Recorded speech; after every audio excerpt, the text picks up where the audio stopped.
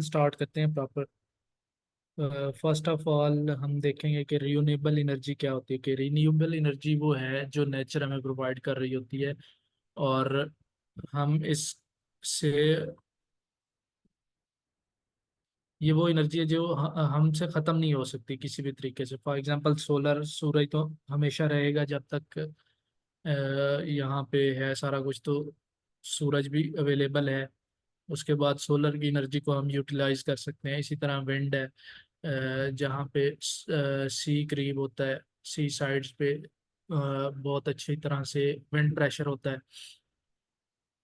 उसके बाद ज़मीन अंदर से गर्म होती है, इसके अंदर कोर होती है, उस एनर्जी को भी यूज़ किया जा सकता है। इसी तरह डैम्स हैं, डैम बना के वाटर की पोटेंशियल एनर्जी को यूज़ किया जाता है। इसी तरह बायोफ्यूल्स इंट्रोड्यूस हो रहे हैं अब, और सी की वेव्स जो होती हैं, टाइड्स होती हैं, वो भी यूज़ हो रही होती हैं इसमें एनर्जी जनरेशन के लिए। ये वो एनर्जी होती है जिसको हम अगेन एंड अगेन यूज़ कर सकते हैं, और हम कभी भी इससे खाली इससे ये कभी भी हमारे पास ख़त्म नहीं हो सकती। तो इसमें मेन जो पोर्शन है हम वो सोलर वाला देखेंगे, जिसमें सोलर पैनल एक होता है जो इलेक्ट्रिसिटी को, सनलाइट को कन्वर्ट कर रहा होता है इलेक्ट्रिसिटी में। अब सनलाइट जो होती है उसको हम इरेडियंस में मेजर करते हैं। इरेडियंस में मेजर करते हैं, और इसका यूनिट हम मोस्टली लेते हैं वाट पर मीटर स्क्वायर। जिस तरह हमारे पास इलेक्ट्रिकल का यूनिट था पावर का, वाट, अब यहाँ पे हमने एरिया वाइज लेना है कि वाट पर मीटर स्क्वायर। और इसके अलावा ये जो सोलर पैनल होता है ये सेमीकंडक्टर होता है, आपको आइडिया होगा, सिलिकॉन का होता है। सेमीकंडक्टर्स जो होते हैं वो लाइट पे क्या करते हैं, जब हीट होते हैं तो वो करंट पास करना शुरू कर देते हैं। तो इसका ये फंक्शन है कि जैसे ही इस पे लाइट पड़ती है तो ये हमारे पास एनर्जी क्रिएट करना शुरू कर देगा। अब एनर्जी जो हमारे पास होगी उसको हम यूज़ करेंगे इन्वर्टर, उसको कन्वर्ट करने के लिए एसी में, अपने यूज़ के लिए। और डीसी अप्लाइंसेस भी होते हैं, और जहाँ पे डीसी अप्लाइंसेस हो गए वहाँ पे हम डीसी में यूज़ कर सकते हैं इसको। अब सोलर पैनल्स की डिफरेंट टाइप्स होती हैं, क्रिस्टलाइन है, पॉलीक्रिस्टलाइन है, थिन फिल्म होते हैं। अब हम इनको डिटेल में देख लेते हैं। ये मैन्युफैक्चरिंग और टाइम वाइज है कि ये डिस्कवरीज किस तरह हुई, और मतलब ये एक हम इसको कह रहते हैं इवेलुएशन है पीरियड की सोलर के। क्रिस्टलाइन जो है हाई एफिशिएंट होते हैं, सिंगल क्रिस्टल होता है इनमें सिलिकॉन का, जो इनकी मैन्युफैक्चरिंग डिटेल्स हैं उसमें हाई एफिशिएंसी होती है। जो लेटेस्ट हैं मोस्टली यही चल रहे हैं, क्योंकि इनकी एफिशिएंसी ज़्यादा होती है सनलाइट को कन्वर्ट करने में इनटू इलेक्ट्रिसिटी। उसके बाद मोनो क्रिस्टलाइन जो होते हैं एक्सपेंसिव भी हैं बाकियों की निस्बत। ठीक हो गया। उसके बाद टेम्परेचर वगैरह के सराउंडिंग्स का इम्पैक्ट इन पे लो होता है। उसके बाद पॉली क्रिस्टलाइन है, ये उनसे लोअर एफिशिएंट होते हैं, और इनकी जो प्लेस है वो भी लेस, जितना एरिया कवर कर रहे होते हैं ना उस हिसाब से प्रोडक्शन इनकी लो हो रही होती है। उसके बाद इसके डिफरेंट टेक्नोलॉजीज आगे आ रही हैं इसमें भी, लेकिन मोस्टली वही यूज़ हो रहा है मोनोक्रिस्टलाइन। थिन फिल्म है, थिन फिल्म आपने वीडियोस में भी देखा होगा, लोग छतों पे ऐसे ही वो लगा के ना यूज कर रहे होते हैं। इनकी ना बहुत ही कम होती है एफिशिएंसी। इनकी एफिशिएंसी अराउंड 5% तक होती है।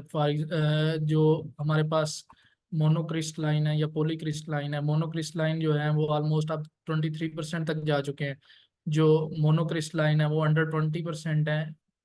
इसका मतलब ये है कि इनको अगर सनलाइट मिल रही है ना 100 वाट पर मीटर स्क्वेयर, तो ये उसको सिर्फ 23 वाट में कन्वर्ट करेंगे इलेक्ट्रिसिटी के।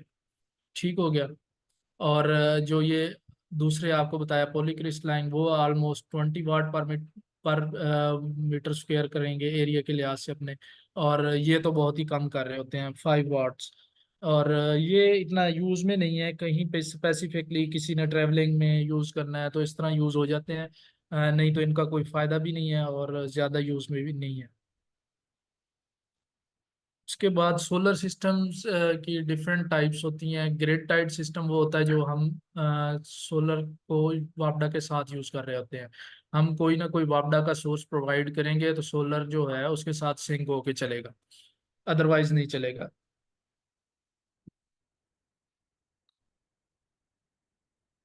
एक मिनट में, ग्रुप में मैसेज आया।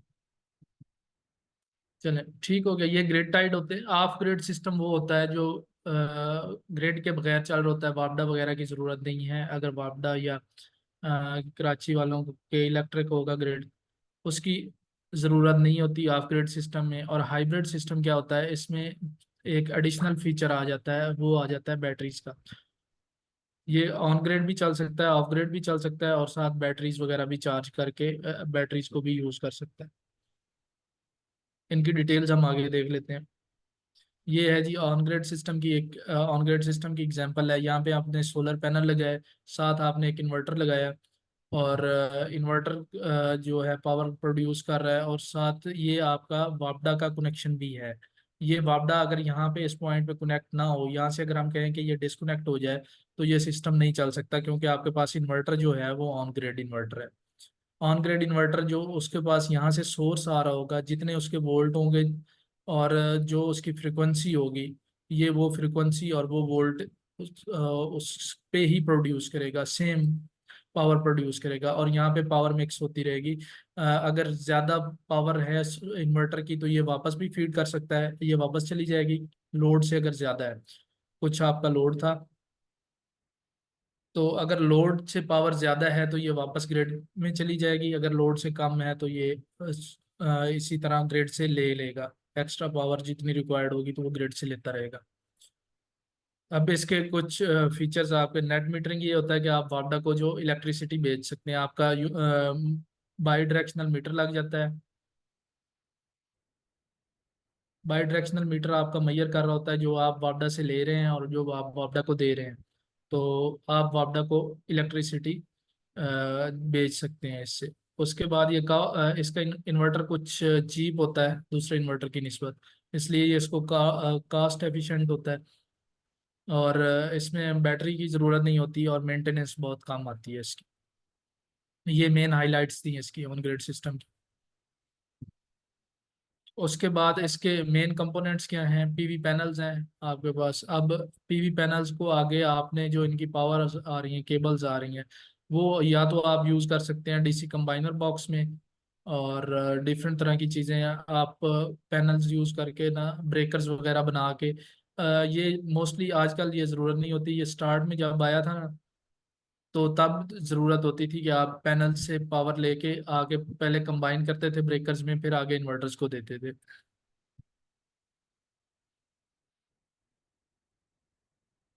ठीक हो गया।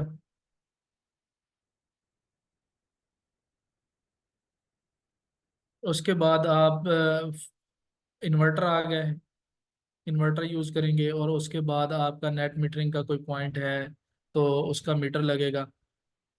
और इसी तरह ये वापडा का मीटर है, ये भी नेट मीटरिंग पॉइंट हो सकता है। इसके बाद सीधा अपना पावर यूज़ कर सकते हैं अपने एसी एलवी रूम्स जो होंगे, या मेन जो डिस्ट्रीब्यूशन पैनल होता है आपका, उस पर पावर आप यूज़ कर सकते हैं, और उसके बाद आप इसको यूज़ कर सकते हैं। अब बैकअप जनरेटर भी इसमें दिखाया गया है कि अगर आपका ग्रिड अवेलेबल नहीं है, यहाँ पे ग्रिड अवेलेबल नहीं है, ये इन्वर्टर ग्रिड के बगैर नहीं चल सकता, तो फिर आप इसको जनरेटर से पावर दे के इसको चला सकते हैं। जनरेटर भी साथ चलेगा और इन्वर्टर्स वगैरह भी साथ चलेंगे। ठीक है सर।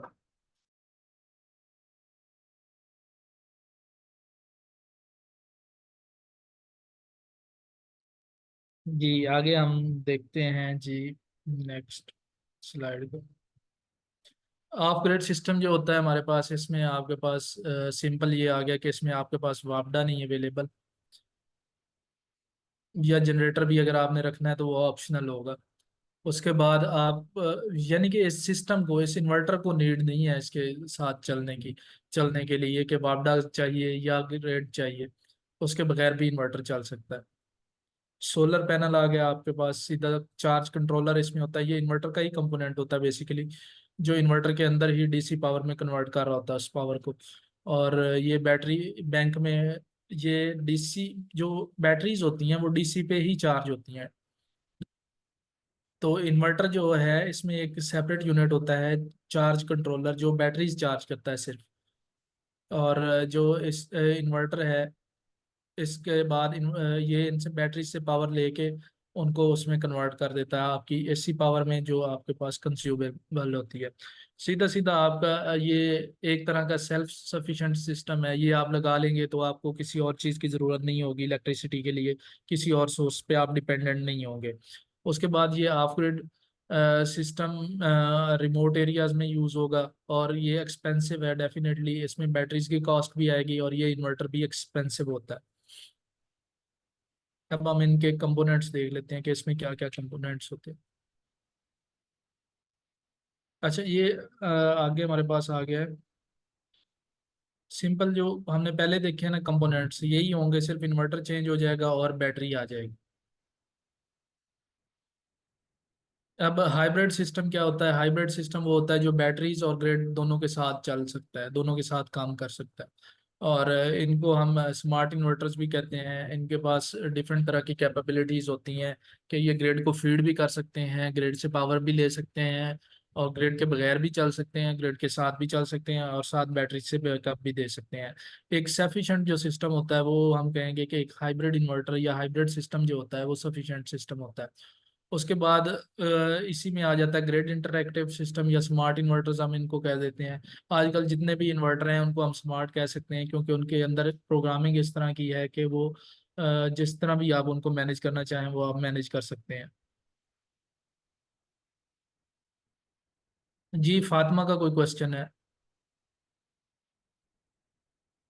मैं एक मिनट, आप हैंड रेज करें, मैं आपको अलाउ कर देता हूँ।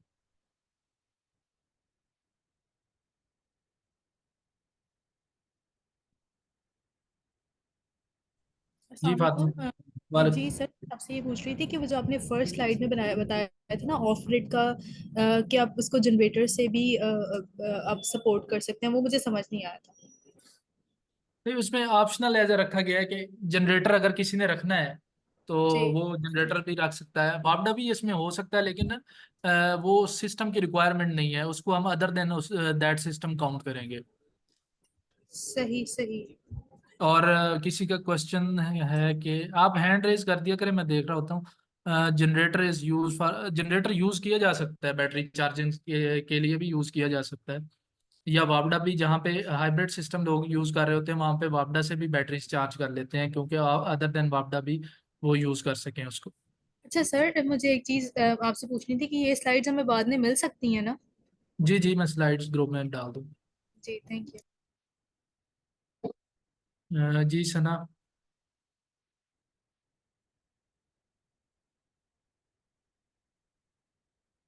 जी बताइएगा, किसी और का कोई क्वेश्चन है? मैंने अलाउ कर दिया है।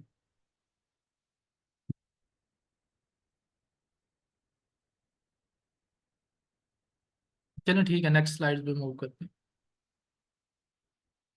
जी हीरा बताइएगा, एक मिनट मैं आपको वो कर रहा हूँ, अलाउ कर रहा हूँ। आपने डाउन कर लिया है?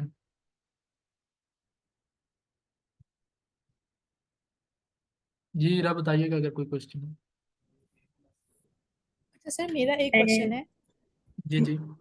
कि अगर let's say for example of grid में अगर हमारे पास बैटरी बैकअप नहीं है, जी तो जी। क्या हम लोग चला सकते हैं घर को, लोड को? अब दो चीजें हैं ना, अगर आपके पास बिल्कुल बैटरी अटैच ही नहीं है, यहाँ पे अगर हम कहते हैं कि ये बैटरी सिस्टम अटैच ही नहीं है, लेकिन इन्वर्टर आपका जो है हाइब्रिड है या ऑफ ग्रिड सिस्टम है, तो डेफिनेटली जितनी ये पावर यहाँ से प्रोड्यूस हो रही होगी, डीसी पावर आ रही होगी पीवी से, उतनी वो कन्वर्ट कर रहा होगा एसी में और वो आपको पावर दे रहा होगा। जैसे ही तो पावर इस उस पर ओवरलोड होगी जी। तो फौरन ट्रिप हो जाएगा, आपके पास अलार्म आ जाएगा ओवर पावर का, या कोई भी फ्रिक्वेंसी डाउन हो जाती है बेसिकली, जब पावर आप ज़्यादा डिमांड करते हैं जितनी वो सिस्टम प्रोवाइड नहीं कर सकता, तो उसकी फ्रिक्वेंसी ड्रॉप हो जाती है। फ्रिक्वेंसी ड्रॉप होने पे इन्वर्टर की एक सर्टेन लिमिट होती है फ्रिक्वेंसी की, तो फ्रिक्वेंसी पे वो ट्रिप कर जाएगा, फ्रिक्वेंसी का अलार्म दे के कि फ्रिक्वेंसी डाउन हो गई। सही सही। अस्सलाम वालेकुम। वालेकुम सलाम। सर मेरा ये सवाल ये है कि अगर हमारे इन्वर्टर में किसी भी किस्म का कोई फॉल्ट आ जाता है, जी जी ठीक है, तो बैटरी हमारे पास चार्ज नहीं हो रही होती है, जी तो हम उसे वापस से चार्ज कर सकते हैं बैटरी को? जी जी, हाइब्रिड इन्वर्टर्स में ऑप्शन होती है बिल्कुल। ऑप्शन होती है। तो सर ये इन्वर्टर्स में फॉल्ट आ रहा होता है कभी कभी कि बैटरी चार्ज हो नहीं कर रहा, तो वो ऑटोमेटिकली वापस पे चार्ज हो रहे होते हैं, उसमें क्या रीजन है उसका? वो सेटिंग्स का इशू होता है, वो हम आगे देख लेते हैं सेटिंग्स वगैरह का ना, आपको आइडिया और हो सर जाएगा। एक, जी जी, जी एक और क्वेश्चन है मेरी, ये है ना सर कि हमारे पास पैनल 12 पैनल है 585 वोल्ट के, जी जी, फाइव और जो हमारे पास फोर्टी वो फाइव हाइब्रिड वाट की। इन्वर्टर, जी जी, जी 585 वोल्ट के, जी जी हाइब्रिड जो हमारे पास इन्वर्टर है वो 5 किलोवाट का है। तो हाइब्रिड इन्वर्टर का 5 किलोवाट में हमारे पास मेरे 600 वोल्टेज तक मैक्सिमम हम दे सकते हैं। जी जी, मैं वो एंड पे है आज के इसके ना। एंड पे? ओके हाँ, सर, लास्ट ओके। टॉपिक वही है, पहले ये बेसिक से ही स्टार्ट किया है, ठीक है तो सर। मैं कर लेते हैं, उसको भी डिस्कस कर लेते ओके। हैं। जी, किसी का क्वेश्चन और हैंड रेज किया था लोगों ने। मेरा एक क्वेश्चन था। जी हेलो। जी जी जी, बताएं। मैं पूछ रही थी कि जो डीसी कंबाइनर बॉक्स है इसका क्या फंक्शन है और अब ये ऑब्सोलीट क्यों हो गया है? डीसी कंबाइनर यूज होता है, फॉर एग्जांपल आप देखें ना यहाँ पे, मैं ये भी वैसे बाद में आने वाली चीजें हैं, मैं यहाँ पे बता देता हूँ। जो पैनल्स होते हैं ना, वो हम उनकी बनाते हैं स्ट्रिंग्स, डिफरेंट पैनल लगाते हैं सीरीज में। सीरीज हम्म। में क्या हो रहा होता है कि पैनल्स की जो है वोल्टेजेस ऐड अप हो रहे होते हैं। अब ये फॉर एग्जांपल मैंने 3 पैनल लगा दिए, ठीक हो गया। हाँ, ओके, इनका ये मैंने सेपरेट ठीक यहाँ है। पे, अब मुझे यहाँ पे ब्रेकर एक लगाना पड़ेगा, यहाँ पे इसको मैं डीसी कंबाइनर कह रहा हूँ। इसी तरह मैंने एक और स्ट्रिंग बनाई, इसको एक स्ट्रिंग बोलते हैं। जो पैनल एक सीरीज में हम लगाते हैं ना, हम्म। डिफरेंट नंबर ऑफ पैनल्स, 10 15 20, वो हर रिक्वायरमेंट के, वो अभी मैंने आपको बताया कि वो अगर कैलकुलेट करना मैं आपको अभी बता देता हूँ। ठीक हो गया। तो यहाँ पे इनको हमने यहाँ पे कंबाइन कर लिया, ये यहाँ पे आ गए मेरे पास, यहाँ पे मैंने ब्रेकर लगाया हुआ है। अब क्या करेंगे कि इस ब्रेकर के बाद इन्वर्टर को देंगे कि हमें कभी ऑफ करना पड़े तो डायरेक्ट हम यहाँ से ब्रेकर से ऑफ कर दें। अब इश्यू क्या था इनके साथ, इश्यू ये था कि ये कॉन्टेक्ट्स होते हैं इलेक्ट्रिकली, मतलब जिस तरह आपको मैं क्या बताऊं, एक ब्रेकर देखा हुआ है ना आपने, वहां पे एक साइड जी पे बिल्कुल। एक एक जो लोहे टाइप की एक पतरी होती है या अल्मुनियम की, वो जाके दूसरी साइड हम्म। से कांटेक्ट होती है, तो वहां पे पावर जनरेट होना शुरू हो जाती है। जब ये यहाँ पे जी, कौन कांटेक्ट सी बात? होती है ना, तो यहाँ पे हीट काज करती हैं, हीट या हम्म। स्पार्क काज करती हैं। और दूसरा, जब ठीक। जब यहाँ पे नमी आएगी, जब बारिश होगी ना, तो यहाँ पे एक फैक्टर आ जाता है ह्यूमिडिटी का। ह्यूमिडिटी से क्या होता है कि ये दोनों आपस में एक दूसरे से क्योंकि वो पानी होता है, तो एक दूसरे से ये कनेक्टिविटी शो करते हैं और एरर प्रोड्यूस करते हैं, क्योंकि ये एक पॉजिटिव है एक नेगेटिव है। तो ये एक दूसरे से जो ह्यूमिडिटी है उसकी वजह से एक दूसरे से शॉर्ट कंसीडर कर रहे होते हैं अपने आप को, लेकिन वो होती बहुत माइनर है शॉर्टेज। ठीक हो गया। इसके चलें अलावा ये इसका कोई प्रॉब्लम नहीं है, मतलब सिर्फ ह्यूमिडिटी की वजह से अब इस वक्त ये हीटिंग ऑब्सोलीट है विद इन ह्यूमिडिटी, और जी डू जी, इट। ह्यूमिडिटी और हीटिंग, और अगर हीट यहाँ पे स्पार्किंग होती रहे, लूज हो गया इसके टर्मिनल ब्रेकर के, जो यहाँ पे ब्रेकर ऐसे कनेक्ट हुआ होता है, अगर ये टर्मिनल यहाँ पे ये कनेक्ट हुआ है और ये टर्मिनल लूज रह गया, तो यहाँ पे स्पार्किंग होती रहेगी। और ओके। स्पार्किंग से क्या होता है, स्पार्किंग से आग लगेगी। और ये वोल्टेजेस कम नहीं होते, स्ट्रिंग जो वोल्टेजेस होते हैं ऑलमोस्ट 600 से 1000 वोल्ट तक की स्ट्रिंग्स बनाई जाती हैं। सर मेरा एक क्वेश्चन है। जी जी सर इन्वर्टर्स के ऑलरेडी बिल्ट इन उसके अपने ब्रेकर्स लगे होते हैं, एसी भी डीसी भी, और उनके साथ एसपीडीज भी लगी होती है, उसके जी जी, बिल्ट बावजूद इन हम होता है, बिल्ट इन डीसी होता है। ब्रेकर्स भी लगाते, एसी ब्रेकर्स भी लगाते, उसके क्या रीजन है? डीसी डीसी नहीं लगाते, डीसी की भी जरूरत नहीं है। और एसी इसलिए लगाना पड़ता है कि कभी आपको आइसोलेट करना है, उसको बंद करना है, उस पर कोई काम करना है, तो फिर कैसे करेंगे, ब्रेकर नहीं होगा तो वो तो हर टाइम वो वापडा के साथ कनेक्टेड रहेगा। सर वो उसके साथ स्ट्रिंग्स के साथ ब्रेकर्स लगते हैं ना हमारे डीसी? नहीं, जरूरत नहीं होती, वही मैं बता रहा हूँ कि जरूरत वो नहीं अब होती, अब एक्स्ट्रा obsolete हो गए प्रोटेक्शन हैं, के लिए अब लगाते जरूरत हैं। नहीं। जी ओके। Okay sir. सर मेरा एक सर एक क्वेश्चन है। क्वेश्चन था, एक जी क्वेश्चन जी था सर, कि जो एसपीडी है, सर्ज प्रोटेक्शन डिवाइस, जी। इसकी जरूरत होती है क्या ऑन ग्रिड में? ऑन ग्रिड में नहीं ज़रूरत। हमारे जो हवावे का इन्वर्टर्स है उसमें ना टाइप 2 लेटेस्ट जो एसपीडी है ना वो टाइप 2 की है। उसमें दोनों में, एसी में और डीसी में, 1 मिनट में आपको ना स्क्रीन शेयर कर देता हूँ। टॉपिक मैंने बाद में लेके जाना था ये, लेकिन आप चलें, मैं ये कर रहा हूँ शेयर। ये देखें, ये आपको डाटा शीट नज़र आ रही होगी एक इन्वर्टर की। नहीं नहीं, कुछ नजर नहीं आ रहा है, सेम। जी थोड़ा वेट कर लेते हैं। स्क्रीन स्क्रीन जी आ शेयर गई हुई है। है नहीं? जी जी जी। जी आ गई है। अब यहाँ नहीं। पे देखें। हाँ अब ओके है। जी ये देखें, ये डीसी चार्ज अरेस्टर है। डीसी चार्ज अरेस्टर भी इस इन्वर्टर में टाइप 2 का है। ठीक हो गया। और एसी जो है चार्ज अरेस्टर वो भी टाइप 2 का है।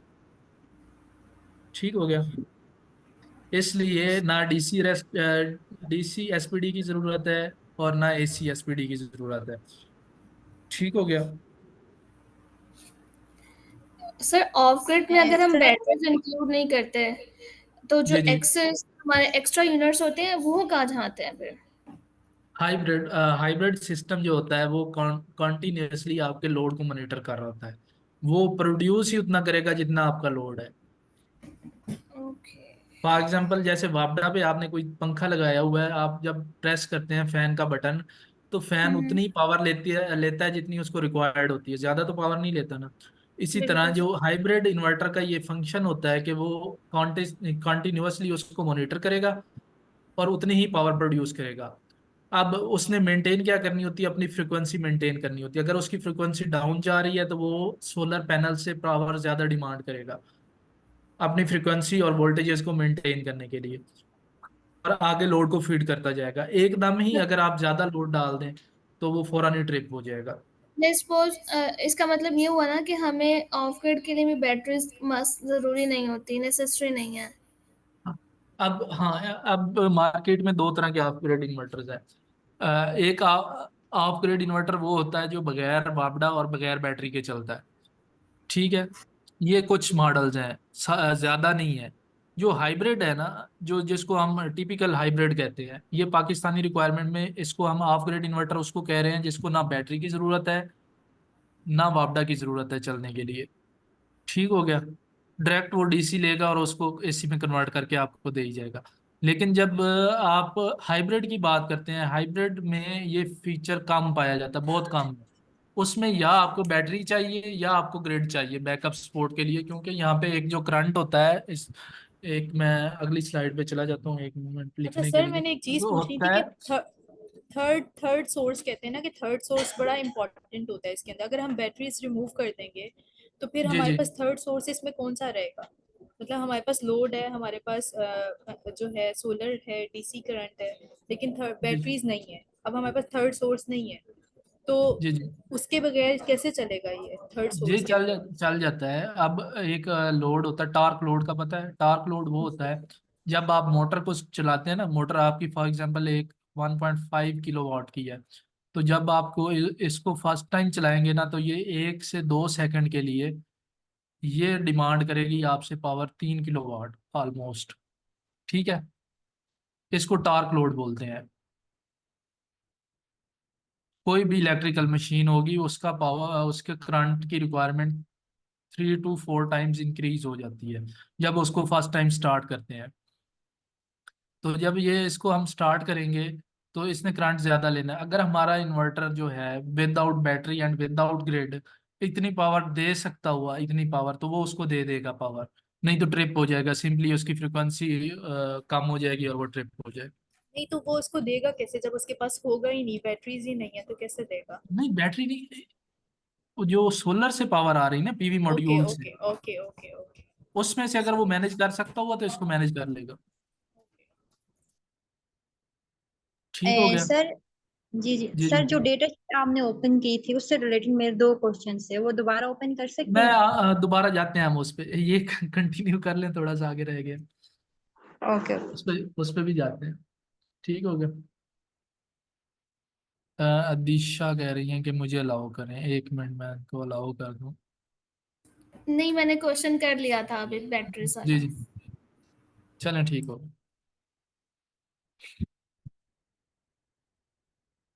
हाइब्रिड सिस्टम में भी सना हम यूज कर सकते हैं नेट मीटरिंग, उसमें दोनों ऑप्शन अवेलेबल होते हैं।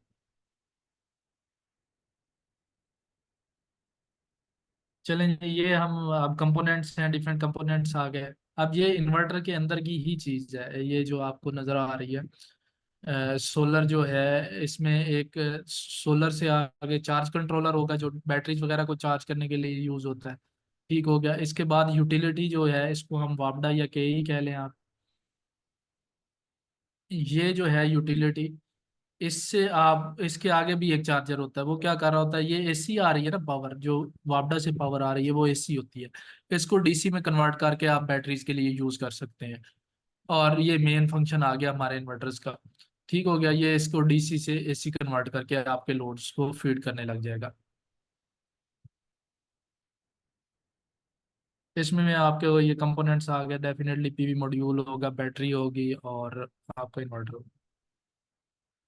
अब ये बैटरीज हैं, डिफरेंट काइंड्स ऑफ बैटरीज जो यूज़ हो रही हैं मार्केट में। लेड एसिड बैटरीज हैं। ये एफिशिएंसी टू, जी 1 मिनट दिशा, जी बताइए दिशा।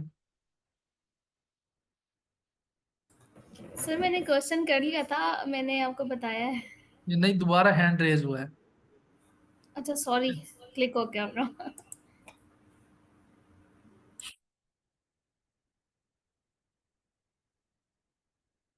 अच्छा जी, बैटरीज का हम बात कर रहे थे। बैटरीज, अब डिफरेंट काइंड्स ऑफ बैटरीज होती हैं। अब इसकी हम सिंपल जो है, ये लिथियम आयन बैटरीज हैं, ये आजकल ज़्यादा चल रही हैं।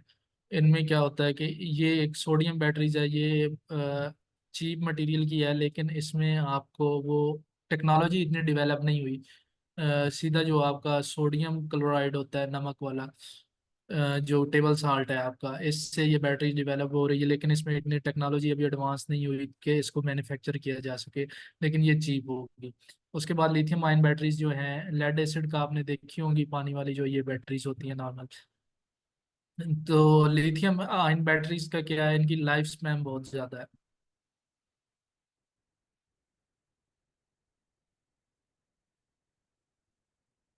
ये लेड एसिड बैटरीज, ये आप बस पढ़ लीजिएगा, इसका कोई ज़्यादा है नहीं इस तरह के रोल के।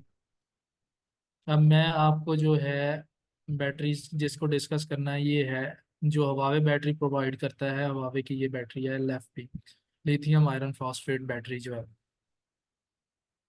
ये हवावे अपनी बैटरीज ये प्रोवाइड कर रहा है। हाई वोल्टेजेस बैटरी बनाता है, और हाई हवावे की बैटरीज के साइकिल्स होते हैं, टोटल होते हैं 15,000 साइकिल्स, इतनी उसकी लाइफ होती है। 15,000 टाइम्स आप उसको चार्ज और डिस्चार्ज कर सकते हैं। अब चार्ज और डिस्चार्ज में ये होता है कि इसकी ना एफिशिएंसी कम होती रहती है। अगर एक दफ़ा आप चार्ज करेंगे फिर इसको डिस्चार्ज करेंगे, तो ये एक साइकिल आप कंसीडर करेंगे, और अगली दफ़ा फॉर एग्जांपल इस दफ़ा बैटरी थी ना आपकी 99% चार्ज हुई थी, अगली दफ़ा आपकी बैटरी 99.999% होगी चार्ज, फुल चार्ज नहीं होगी। ठीक है। अब इसको क्या बोलते हैं, इसको बोलते हैं DOD, डेप्थ ऑफ डिस्चार्ज। ये जो 90% है ना, एक मिनट दोबारा लिखते हैं, डेप्थ ऑफ डिस्चार्ज, इसको हम बैटरी की हेल्थ लेते हैं एज अ बैटरी, कि बैटरी कितनी हेल्दी है। हवावे ना 6,000 गारंटी करता है थे, 6,000 साइकिल्स, और 60% तक उसकी बैटरी का DOD पहुंच चुका होता है उस टाइम हवावे इस बैटरी को रिटायर कर देता है कि ये बैटरी अब यूजेबल नहीं रही, क्योंकि ये सिर्फ और सिर्फ अब 60% यूजेबल है।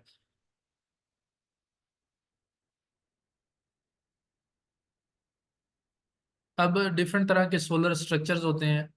हम सोलर स्ट्रक्चर्स को किसी भी, आप रूफ पे डिपेंड करता है, मैकेनिकल कहीं पे यूज करते हैं। एंकरिंग क्या होती है कि आपकी जो रूफ है, रूफ में आप बोल्ट लगाते हैं एंकर करके। ठीक हो गया। एंकर करके बोल्ट लगा के, और बोल्ट के ऊपर आप अपना स्ट्रक्चर खड़ा करते हैं सोलर का।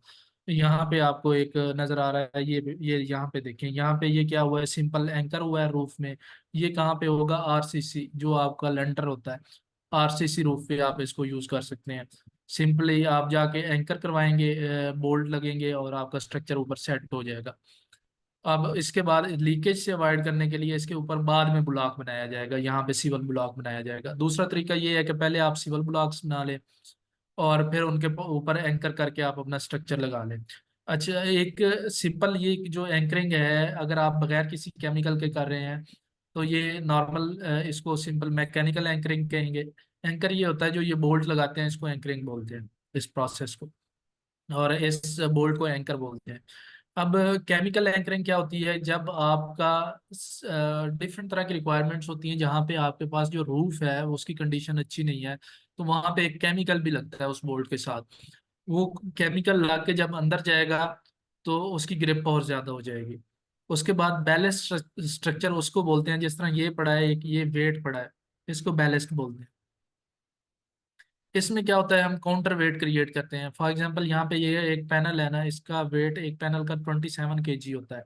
जब इसको पीछे से विंड पड़ेगी, हवा पड़ेगी, तो इसका weight up to 3 times increase हो जाता है, जो इसको पुल करता है ऊपर।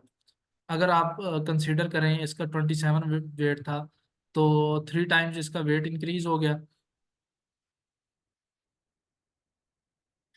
और आपने इसका वेट फॉर एग्जांपल ये हो गया, अब 3 टाइम्स इसका वेट 81 kg हुआ। तो अगर आपने इस 81 kg को काउंटर करना है, तो आप इसको 90 kg का एक ब्लॉक बनाएंगे। एक पैनल के नीचे जितने ब्लॉक आएंगे वो ऑलमोस्ट 90 kg होने चाहिए। ठीक है, वो 4 ब्लॉक्स में आपके पास डिवाइड हो जाएगा। अब बाकी सिविल इंजीनियर्स जो होते हैं वो उसका वेट निकाल रहे होते हैं, कंक्रीट का, सीमेंट का वेट डाल के उनको पता चल जाएगा कि कितना बड़ा ब्लॉक बनेगा, उसकी डायमेंशंस क्या होगी। जी हीरा। सर, ये जो आप बात कर रहे हैं कि वेट इतना लगाना पड़ता है, उसके लिए एक स्पेसिफिक कोई फॉर्मूला या कोई मेथड होगा ना, कि हम ये वेट सारा कुछ कैलकुलेट कर रहे होते हैं कि ये जी जी, ये पीवी वेट इतनी बिल्कुल 50 kilometre bill per hour wind को ये वो कर सकता है, विथस्टैंड कर सकता है। ये आपके पास कोई कैलकुलेशंस पड़ी हुई है इसके रिलेटेड? कैलकुलेशंस तो होंगी, लेकिन वो प्योर एक सिविल वर्क है, जी जिसका सर। आइडिया हमें भी नहीं है सही तरह। ठीक है। ठीक है सर। अच्छा, अब मैं आपको बता देता हूँ इसका क्या होता है। इसका विंड स्पीड होती है, एक सैप है सिविल का software, civil and mechanical structure का। वो क्या, उसमें ये ऐसे लगाएंगे, बिल्कुल इसी तरह सिमुलेशन होती है, साथ विंड स्पीड होती है। विंड स्पीड की सिमुलेशन होती है कि इस विंड स्पीड पे, इतनी हाइट पे, जितनी हाइट पे उसको एग्जैक्ट आपने रखना है, इस पे कितना अपलिफ्ट कितना आएगा, और फिर उसी में वो ब्लॉक सिमुलेट करते हैं, वैसे ही ब्लॉक बना के टेस्ट करते हैं कि स्ट्रक्चर पास होता है कि नहीं। ठीक हो गया। एज ए इलेक्ट्रिकल इंजीनियर्स या सोलर डिजाइनर्स, आपको ये चीजें याद रखनी है कि ये स्ट्रक्चर्स किस टाइप के होते हैं, कहाँ पे कैसा स्ट्रक्चर यूज होगा। सर, ठीक हो। सेकेंडली मुझे टिल्ट एंगल का बता सकते हैं कि टिल्ट एंगल कितने जी जी मतलब इफेक्ट करती है हमारी प्रोडक्शन में पीवी मॉड्यूल जी के? जी, वो आगे आएगा, बिल्कुल आगे आएगा। वो भी मैं आपको बताऊंगा। अभी तो स्टार्ट हुआ है ना, तो हर चीज वो बनाया हुआ है, पूरा हमने कोर्स वो पूरा ही डिजाइन किया हुआ है। अभी थोड़ा सब्र करें। ठीक हो गया। उसके बाद रेल, ठीक है। रेल डिफरेंट रेल्स लगती हैं, जहाँ पे ना मेटल शेड होते हैं। मेटल शेड्स पे एक स्पेसिफिक तरह की रेल डिजाइन होती है, जो उस मेटल शेड के साथ अटैच होती है, और उसके ऊपर हम पैनल रखते हैं। ठीक हो गया।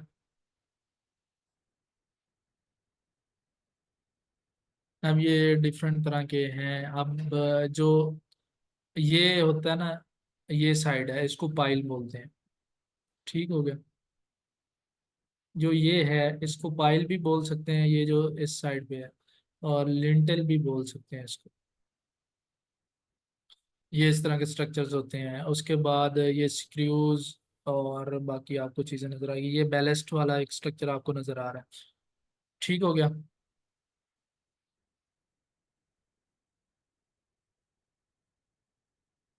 किसी को क्वेश्चन आया होगा जी?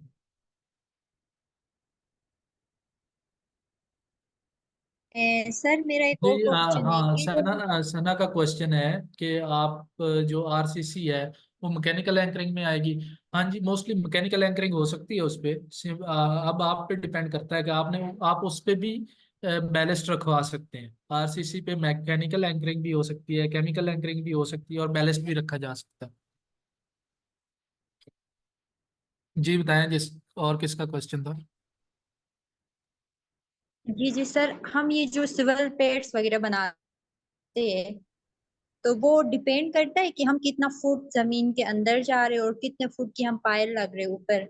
जी जी तो वो बिल्कुल किस बिल्कुल। बेस पे हम डिफाइन कर सकते हैं कि अगर हम किसी भी कोई ग्राउंड माउंटेड सिस्टम लगा रहे हैं सर, तो उसमें जी हमने 2 फुट नीचे जमीन के अंदर जाना, 3 फुट जाना है, तो वो किस बेस मतलब वो या मैंने विंड आपको स्पीड पहले पे पहले depend बता करता दिया कि वो है सिविल और मैकेनिकल की फील्ड है। है? जी सर। ठीक हो गया, वो सिविल वाले डिफाइन करेंगे, आपने सिर्फ उनको बताना है कि इस तरह का स्ट्रक्चर लगाना है और इतने पैनल होने हैं उसमें। ठीक हो गया। ठीक है सर, ठीक है। जी बताएं, और किसका क्वेश्चन था? मेरा क्वेश्चन था, जैसे हमारे जी पास जी कराची में बहुत ज्यादा जो है 2 के करीब एरियाज होते हैं, वहाँ पे बहुत रस्टिंग होती है, बहुत ज्यादा जो है बहुत जल्दी चीजें खराब हो जाती हैं, नॉर्मल लाइफ से पहले जाती हैं। तो ऐसे सिनेरियो के अंदर कौन सी किस्म की एंकरिंग या कौन सी किस्म की स्ट्रक्चरिंग जो है बेस्ट रहेगा कि जो तेज हवा आए भी तो वो जो पूरा स्ट्रक्चर है वो अपनी लाइफ से पहले खराब ना हो जाए या वो जो है गिर के टूट ना जाए। आप कराची की बात कर रही हैं या किस वेदर जी की बिल्कुल, बात कर? कराची की बात कर रही हूँ, कराची की अच्छा ही बात कर रही हूँ। अच्छा, उसमें साल्ट होता है, साल्टी है इन्वायरमेंट, इस वजह से ना साल्ट में ना रस्ट हो जाता है। अब एक इस जो ये आपके पास आयरन है ना, इसके ऊपर दो एक कोटिंग होती है, जिसको हम हार्ड जी डिप गैल्वेनाइजेशन कहते हैं। सही। हार्ड डिप गैल्वेनाइजेशन जो ओके। इसको महफूज रखती है रस्टिंग और दूसरी चीज़ों से। ठीक हो गया। अब उसके माइक्रोन्स होते हैं, यानी कि माइक्रोमीटर। ठीक है। हम्म, अब कराची के लिए हम जो रिकमेंड करते हैं स्ट्रक्चर का, वो 80 माइक्रोमीटर से ज़्यादा होनी चाहिए उसकी जो लेयर है उसके ऊपर। ठीक हो गया। ये क्या करते हैं, सही। Structure hard dip, hard water होता है उसमें, ये केमिकल होता है एनोड, जो हार्ड डिप का, हम्म, और इसको जाके उसमें डिप करते हैं तो ये उस स्ट्रक्चर पे आ जाता है। ठीक है। तो 80 ओके। माइक्रोमीटर से कम है तो वो कराची के लिए फेल है। ठीक हो गया। बाकी सारी वो ओके। चीजें अच्छा सिमुलेशन पे सर, डिपेंड करेगी। नॉर्मल जो स्ट्रक्चर्स है उनमें ये हॉट डिप गैल्वेनाइजेशन नहीं हो रही होती है, लोग या नहीं उनमें भी करवाते होते, होती है? लेकिन जो कमर्शियल और इंडस्ट्रियल जितने भी हैं उनकी सही। अपनी स्पेसिफिक रिक्वायरमेंट हम्म। होती है, हर एक का अपना कोड होता है और वो हार्ड डिप करवा रहे होते हैं। और जो घरों में अच्छा, है तो लोग इसका भी मोस्टली कोड भी पेंट है से कोई? काम चला रहे होते हैं। पेंट जो होता है, पेंट की लाइफ ही 6 मंथ्स है। एवरी 6 मंथ आपको रिन्यू हम्म। करना पड़ेगा पेंट, तो ऐसा ही आपका है। वो उससे बचा रहेगा। ठीक है, सर मैं एक और क्वेश्चन है मेरा, मुझे ये बता सकते हैं कि ये जो एंकर बोल्ट और रावल बोल्ट में क्या डिफरेंस है और कौन सा ज्यादा स्ट्रॉन्ग है? एक ही बात है, दोनों को एंकर बोल्ट कह सकते हैं। वो मैकेनिकल ही होगा, जो रावल बोल्ट है ना वो मैकेनिकल एंकरिंग ही है, उसमें केमिकल नहीं ठीक यूज। है।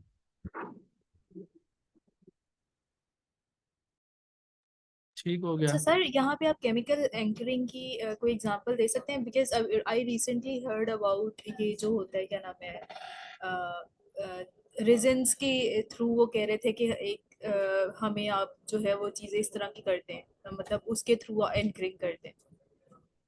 जी केमिकल एंकरिंग ऐसे स्पेसिफिक उसका मैं आपको ना कोई वीडियो या पिक्चर निकाल के अभी एंड पे दिखा देता हूँ।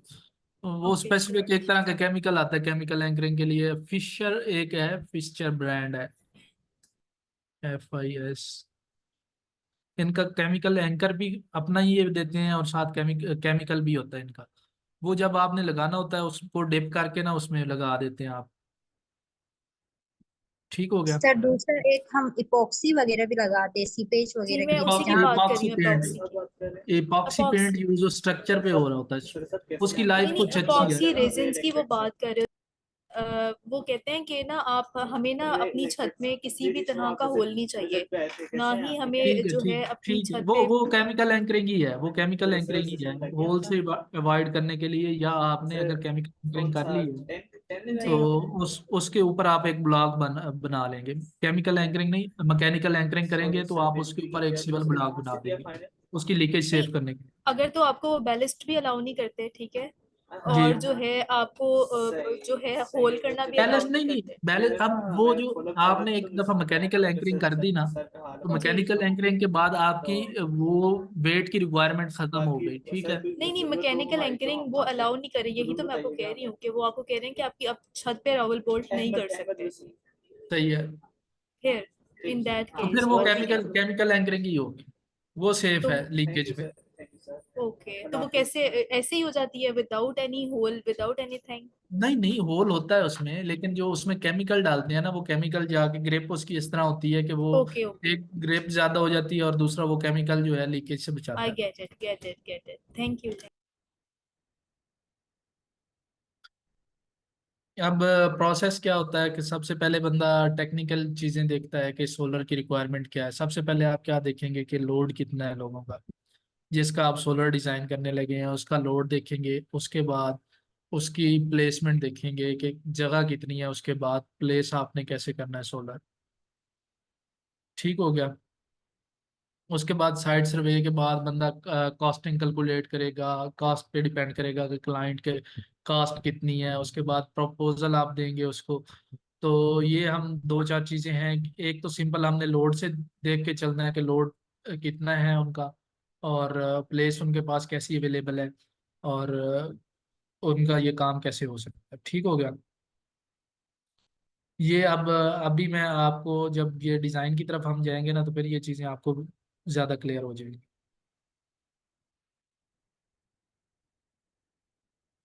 मेन आपने लोड देखना है। उसके बाद शेडिंग, शेडिंग इफेक्ट, जो शेड आता है तो उससे सोलर की पावर डाउन हो जाती है।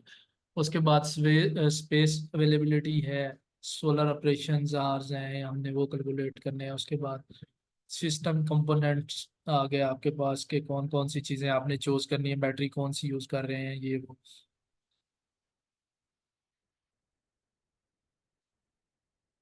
अब ये सिंपली पैरामीटर्स की डिस्कशन हो रही है। अब सोलर डिज़ाइन के लिए आप कौन से टूल्स यूज़ करते हैं। पीवीसिस्ट जो है सबसे बेस्ट यही है। पीवीसिस्ट, इसका क्रैक वगैरह भी मिल जाएगा आपको।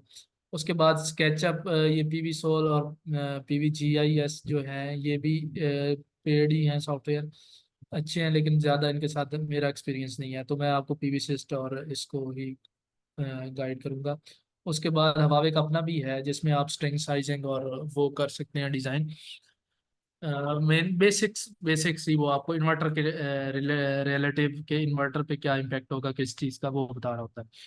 अब ये आपके पास आ गया स्केचअप। स्केचअप में आप एक मैकेनिकल स्ट्रक्चर बनाते हैं पूरा। ये मैकेनिकल या सिविल स्ट्रक्चर जो होता है, क्या बोलते हैं उसको, सिविल मॉडल आप एक बनाएंगे जो आपको शेडिंग दिखाएगा। पीवी सिस्टम में भी वो मॉडल बन जाता है वही शेडिंग के लिए। तो हम पीवी सिस्टम में ही वही मॉडल बना के उसको सिमुलेट किया करेंगे। उसके बाद हीलियोस्कोप है, हीलियोस्कोप भी नॉर्मली यूज हो रहा होता है, लेकिन इसका इतना वो इम्पैक्ट नहीं है।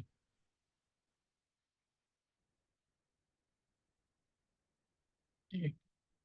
चलें, बाकी ये चीज़ें हम डिस्कस कर लेते हैं। अब जो होता है टिल्ट एंगल, टिल्ट एंगल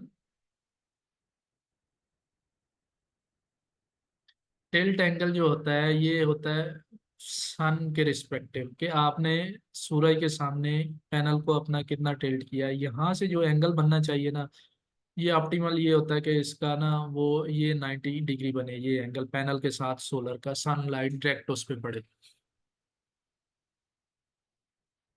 अच्छा, दूसरा ये होता है एक अजमुत। अजीमुथ हम उस एंगल को लेते हैं क्योंकि मोस्टली हमारे पास सूरज जो होता है वो साउथ साइड पे रहता है, ठीक हो गया। अब साउथ साइड पे रहता है तो हमने जो पैनल्स का टिल्ट रखना है वो मोस्टली साउथ साइड पे ही रखना है पैनल का। अगर पैनल साउथ साइड से अवे है किसी तरह से, लेफ्ट या राइट, तो वो डिग्री आ जाएगा प्लस या माइनस, जितना भी एंगल बन रहा होगा। फॉर एग्जांपल 20 डिग्री प्लस या -20 डिग्री साउथ से अवे होगा, तो उसको हम अजीमुथ में काउंट करेंगे। टिल्ट एंगल ये होगा कि पैनल कितना झुका हुआ है या कितना ऊपर है, उसके साथ सोलर के साथ उसका क्या एंगल बन रहा है, ठीक हो गया। और जो एजीमुथ है वो ये है कि साउथ के साथ उसका कितना एंगल है, ठीक हो गया। ये दो टर्म्स आपने टिल्ट और इसकी याद रखनी है। उसके बाद सिस्टम्स डिफरेंट बनाए जाते हैं कि सिंगल एक्सिस ट्रैकिंग करवा लेते हैं लोग, कि ये जो पैनल है फॉर एग्जांपल ऐसे पैनल लगा हुआ है एक स्ट्रक्चर पे इस तरह, तो ये सन के साथ ना अप डाउन मूव करने की कैपेबिलिटी रखता है। यहाँ पे इसका मोटराइज्ड एक फंक्शन लगा दिया जाएगा, तो ये अप डाउन सन के रिलेटिव होता रहेगा। अब ये क्या है कि एक तो इसका स्ट्रक्चर एक्सपेंसिव होगा, दूसरा आपको इसकी मोटर्स को पावर भी देनी है, और तीसरा ये डिपेंड करेगा आपके पीछे जो रो यूज की है आपने, वो उसको कब इफेक्ट करेगा। वो ये तो हो सकता है कि शाम को 3 बजे 4 बजे इसके ज्यादा टिल्ट की वजह से पिछली वाले पैनल्स पे शेड आ जाए। तो ये बहुत स्पेसियस जगह पे यूज होते हैं जहाँ पे स्पेस बहुत ज्यादा हो, और आपको सिर्फ एफिशिएंसी का हो, कि आपको एफिशिएंसी अच्छी चाहिए और आपको और कुछ नहीं चाहिए, हालांकि ये एक्सपेंसिव होगा और इस तरह ये चीजें होंगी। डबल एक्सेस भी होता है, लोग इसको, अब ये हमने यहाँ पे देखा कि यहाँ पे इसको रोटेट कर रहे हैं, अब इसको भी रोटेट कर सकते हैं, इसको रोटेट कर सकते हैं। फॉर एग्जांपल जब सुबह सूरज निकला है तो इसका फेस उस तरफ हो सूरज के, शाम को ये उस तरह हो जाए, और साथ ये दूसरा भी इसकी एफिशिएंटली मूव कर रहा हो सेकंड एक्सिस पे। अब हमारे पास तो ये सीजनल भी चल रहे होते हैं।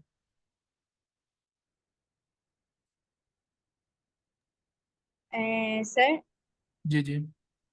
सर मुझे ये बता सकते हैं ये जो टिल्ट एंगल है, जी जी। ये स्टैंडर्ड मतलब कौन सा है, 25 डिग्री या 15 पे भी हम रखते हैं? कभी कभी ऐसा होता है कि हम 6 डिग्री पे भी टिल्ट रख सकते कस्टमाइज स्ट्रक्चर में। तो कोई मतलब स्पेसिफिक है कि 25 डिग्री या 24 डिग्री लगेंगे तो मैक्सिमम हमें एफिशिएंसी इससे मिल नहीं, रही हो? हाँ स्टैंडर्ड जो चल रहे हैं ना स्पेसिफिक नहीं है, ये मैं आपको सिमुलेशंस करवाऊंगा ना तो आप देखिएगा कि किस एंगल पे क्या रिजल्ट आ रहा है। अब जो स्पेसिफिक है ना, जो नॉर्मली रूफ्स पे यूज हो रहा है इंडस्ट्री में या जिधर भी, वो यूज हो रहा है 10 डिग्री तक, ठीक हो गया। मैक्सिमम 15 पे कोई चले जाते हैं जहाँ पे स्पेस का मसला ना हो, या स्पेसिफिकली रूफ टाइप कोई डिफरेंट हो, तो मोस्टली 10 पे यूज कर रहे होते हैं। उसके बाद जो आप ग्राउंड यूज करते हैं, ग्राउंड पे आप यूज करते हैं 15 से 20 डिग्री, ग्राउंड माउंटेड सर, जो स्ट्रक्चर होता है। उसके बाद पार्किंग वाले जो होते हैं, पार्किंग वाले शेड्स जो बनाते हैं लोग, वहाँ पे 5 डिग्री तक जाते हैं। उसके अलावा जो शेड होते हैं मेटल शेड्स, वहाँ पे उतना ही होता है जितना मेटल मेटल शेड का एंगल होता है, वो 3 या 5 डिग्री होता है। सर लास्ट टाइम में हिलियोस्कोप में वही एक वो कर रही थी, डिफरेंस निकाल रही थी टिल्ट एंगल का मतलब कितना इफेक्ट पड़ सकता है। तो उसमें जी टिल्ट एंगल का मैं डेली लाइफ पे भी देख रही हूँ, हमारे डिफरेंट सिस्टम में भी लग रहे हैं। तो जी जी टिल्ट एंगल 25 पे अगर हम रख लेते हैं सिस्टम हमारा, जैसे नॉर्मल जी हमारा जी स्ट्रक्चर होता है स्टैंडर्ड, उसमें वो 25 डिग्री फिक्स्ड होता है सर उनका। जी जी। उसमें प्रोडक्ट ज्यादा हो रही होती है एज कम्पेयर टू जो कस्टमाइज हम लोग इंस्टॉल कर रहे होते हैं उनसे। उसका क्या रीजन है कि टिल्ट एंगल ही उनका रीजन है या कोई और रीजन भी हो सकता है? टेल एंगल ही रीजन होगा, लेकिन अगर टेल एंगल आपके पास फॉर एग्जांपल 25 डिग्री आ गया है, तो आप जो पिछली रो लगाएंगे सोलर की, उसका डिस्टेंस इतना ज्यादा हो डिफरेंस जाना है कि ज्यादा दिखना आपका चाहिए। आपका जो है ना, वो क्या बोलते हैं उसको, सोलर का रोज साइज, पे वो रोज बहुत कम पे हो जाएगा। जी जी, पिच इसको, यहाँ से यहाँ तक जो जितना डिस्टेंस होता है इसको पिच बोलते हैं, ठीक है। तो वो पिच आपको इतनी ज्यादा रखनी पड़ जानी है कि उसका 25 डिग्री का कोई फायदा ही नहीं है। ठीक है सर, लेकिन मोस्टली क्लाइंट ऐसा कहते हैं कि 25 डिग्री हमारा टिल्ट एंगल हो। स्पेसिफिकली जो कमर्शियल प्रोजेक्ट्स लग रहे होते हैं उधर एक स्पेसिफिक उनकी रिक्वायरमेंट होती है कि जो भी जी सिस्टम जी। लगेगा वो 25 डिग्री पे लगेगा और 180 साउथ ग्राउंड पे ही अगर होगा। स्पेस स्पेस है तो फिर ये अच्छा है, स्पेस है तो ये तो बहुत अच्छा है। नहीं सर, सबसे आइडियल क्या सिनेरियो है रेस्ड के सिनेरियो के अंदर, कोई कितना एंगल होना चाहिए? मैं आपको बता देता हूँ फिर, नहीं मैं आपको ये जो बताए हैं ना ये वाले एंगल्स, ये यूज हो रहे हैं 10 ये टू क्योंकि, 15, 10 टू 15 फॉर जी रेस्ड। जी जी जी, मेरा और ये क्वेश्चन था, एफिशिएंट। आप जो एफिशिएंसी की बात कर रहे हैं तो हमने जो डिस्कस किया कि मैक्सिमम एफिशिएंसी 23% है इन केस ऑफ मोनोक्रिस्टलाइन। तो ये कंसिडरिंग जी स्प्लिट एंगल एफिशिएंसी है या फिर हमारी एफिशिएंसी 23 को भी नहीं exceed कर नहीं नहीं, सकती है? नहीं, मैं पेंडिंग ना। आपको, जी जी, मैं आपको बताता हूँ। अब एक मिनट में कोई स्लाइड और ले लूँ, या मैं इनका ये इसका ही वाइट बोर्ड यूज कर लेते हैं। एक,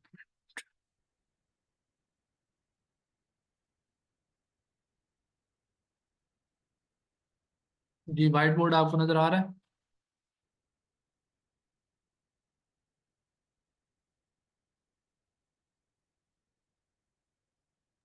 जी नजर आ रहा है। जी जी आगे। अब ये देखें, ये जो है ये पैनल, ये यहाँ पे मैंने एक पैनल ड्रा किया। फॉर एग्जांपल हम कहते हैं कि इसका ना 10 डिग्री है सेंटीग्रेड, सॉरी 10 डिग्री इसका वो टिल्ट है। ठीक हो गया। अब 10 डिग्री इसका टिल्ट है, तो ये जो यहाँ पे सन है ना, इसकी रेडियंस जो इसकी कैप्चर करेगा ना, ये रेडियंस वो डिफरेंट होगी कि अगर इसका टिल्ट एंगल 15 है। मैं ये दो एंगल्स ले लेता हूँ, 10 डिग्री और 15 डिग्री। ठीक हो गया। अब यहाँ पे जो ये रेडियंस, अगर फॉर एग्जांपल हम कंसीडर करते हैं कि ये यहाँ पे 800 वाट पर मीटर स्क्वायर कैप्चर कर रहा था, और ये 15 डिग्री पे ये कितनी रेडियंस कैप्चर कर रहा है? 900 वाट्स पर मीटर स्क्वायर। अब ये इसको मिल रहे हैं 900 और इसको मिल रहे हैं 800, तो इसकी प्रोडक्शन 23% के लिहाज से क्या होगी, और इसकी 23% के लिहाज से क्या होगी? डेफिनेटली इम्पैक्ट पड़ेगा ना, क्योंकि उसकी इरिडियंस हमने बढ़ा दी, चेंज टिल्ट एंगल चेंज करके उसकी जो इरिडियंस कैप्चर करने की है कैपेसिटी वो बढ़ गई है। जी, पॉइंट क्लियर हो गया?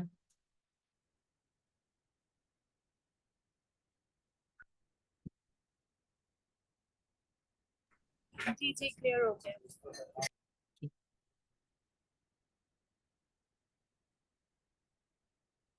अब ये एक दो डाटा शीट्स हैं, वो हम देख लेते हैं ताकि उनको क्लियर कर सकें।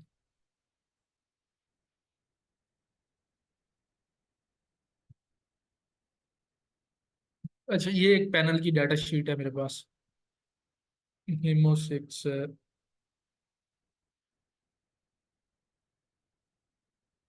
ये देखें जी, मॉड्यूल की एफिशिएंसी क्या है? 22.5%। दिस मीन्स ये जितनी लाइट या जितनी रेडियंस रिसीव करेगा उसकी 22.5% है, कन्वर्ट करेगा उसमें मैक्सिमम। ठीक हो गया। अब जो इसकी रेटिंग है, एक पैनल की रेटिंग हमारे पास यहाँ पे आ रही है 550, आ रही है 555 आ रही है। ये जो एक पैनल की ये रेटिंग है, ये रेटिंग इसकी ली गई है 1000 वाट पर मीटर स्क्वायर इरेडियंस पे। ये मैक्सिमम इरेडियंस होती है जो हमें कहीं पे रिसीव हो रही होती है। मुल्तान वगैरह में इससे थोड़ा बहुत ऊपर भी जाता है, लेकिन ये मैक्सिमम यही कंसिडर की जाती है। उसके बाद अब ये पावर टॉलरेंस इसकी 3% वेरी कर सकती है अप डाउन।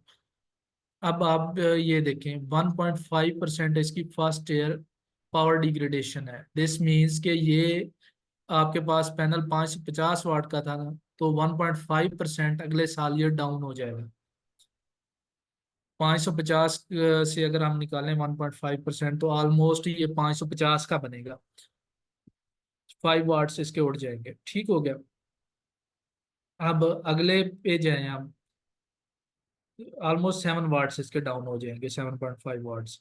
अब ये 2 to 30 ईयर्स ये 0.4% डाउन करेगा एवरी ईयर। ये डिग्रेड होता रहेगा पैनल। सर, इसी से रिलेटेड मेरा एक क्वेश्चन है। ये हमने पैनल 22.5% इफिशिएंट है का, ठीक है। जी जी। एक सेकंड हम कहते हैं हमारा जो ओवरऑल हमारा सिस्टम होता है वो इतनी एफिशिएंसी हमें देगा 80%, 85%। तो इन दोनों में क्या डिफरेंस है और इसका इफेक्ट किस तरह पड़ता है हमारे ओवरऑल सिस्टम में पैनल की एफिशिएंसी का?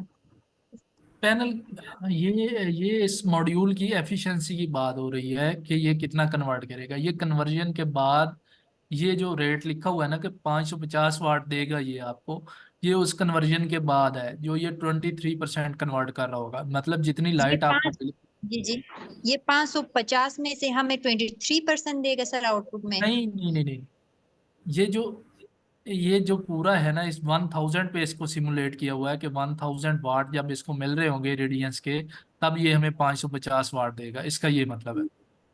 ठीक है। लेकिन जो इसका जो एरिया पे ये जितनी रिसीव कर रहा होगा ना, इस एरिया पे 1000 पे, तो ये उसका सिर्फ 22% कन्वर्ट कर रहा होगा इनटू इलेक्ट्रिसिटी। ठीक है सर, लेकिन डिफरेंट पैनल्स के और डिफरेंट ब्रांड्स के हमारे पास साइज डिफरेंट होता है सर, तो उसका जी जो जी एरिया कवर कर रही होगी सनलाइट वो भी तो डिफरेंट होगा, तो पैनल टू पैनल ये एफिशिएंसी वेरी भी कर रही होती है। जी जी, ऐसे ही है।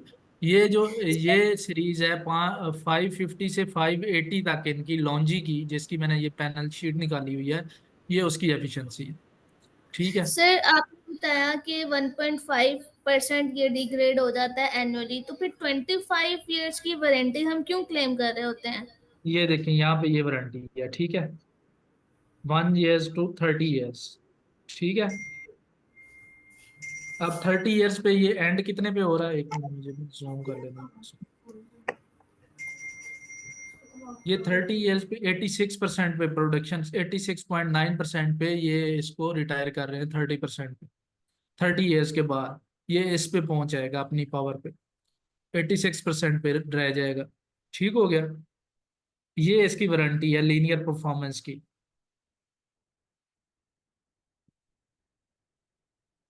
Got it.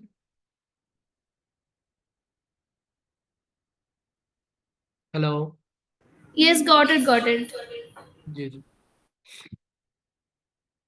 ठीक हो गया।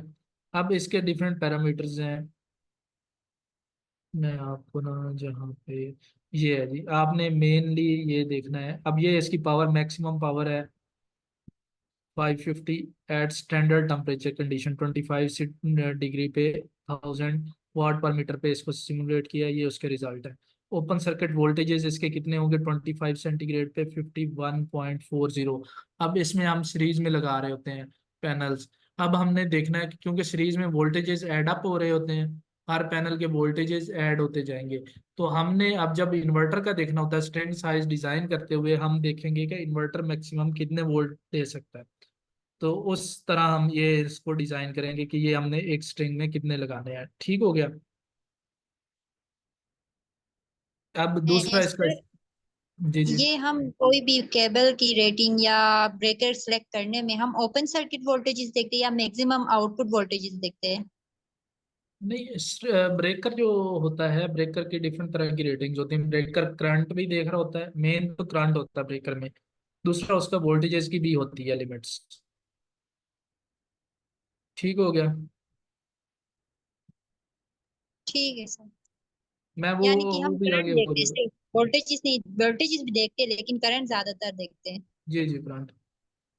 तो उसके बाद वोल्टेजेस, ये आ गया आपके पास। ऑपरेटिंग वोल्टेजेस मैक्सिमम पावर पे ये होंगे, और करंट ये होगा। अब यहाँ पे हम शॉर्ट सर्किट जो करंट होता है ये इंक्रीज होता है टेम्परेचर के साथ। इसका ये फैक्टर दिया हुआ है, टेम्परेचर कोफिशिएंट इसका दिया हुआ है कि ये 0.05% इंक्रीज हो जाएगा हर 1 सेंटीग्रेड के साथ करंट। जैसे ही 1 सेंटीग्रेड इंक्रीज होगा तो ये इतने परसेंट इंक्रीज होता जाएगा। ठीक हो गया। और जो वोल्टेजेस हैं, ओपन सर्किट वोल्टेजेस, वो हर सेंटीग्रेड पे कम होते जाएंगे। ठीक है। तो हमने अपने जहाँ पे एरिया पे डिजाइन कर रहे होते हैं सोलर, उस एरिया के हमने पहले टेम्परेचर्स कैलकुलेट करने हैं कि मैक्सिमम टेम्परेचर कितना जाएगा, मिनिमम कितना जाएगा, और फिर हम वोल्टेजेस निकाल के उसके बाद स्ट्रिंग साइजिंग करेंगे। ठीक हो गया। सर ये जो पैनल्स हमारे पास है, वैसे हमारे एक सब्जेक्ट होता है लास्ट ईयर में इलेक्ट्रिकल के रिन्यूएबल एनर्जी के उधर हमने पढ़ा था कि 25 डिग्री से ज्यादा अगर हमारा वो होता है टेम्परेचर तो डिग्रेडेशन स्टार्ट होती है। पैनल मतलब इतनी ज्यादा एफिशिएंटली प्रोडक्शन नहीं दे रहा होता, ये मतलब सच है? प्रैक्टिकल भी जी ऐसा जी होता है कि नहीं? जी जी, होता है होता है, वो भी हम निकालेंगे कि कितने एफिशिएंट रह जाएंगे और कितने एफिशिएंट नहीं रहेंगे। ठीक हो गया। लेकिन इरेडियंस तो साथ बढ़ रही होती है ना, जितनी इरेडियंस बढ़ रही हो टेम्परेचर फिर उतना उस लिहाज से बढ़ रहा होता है। ठीक हो गया।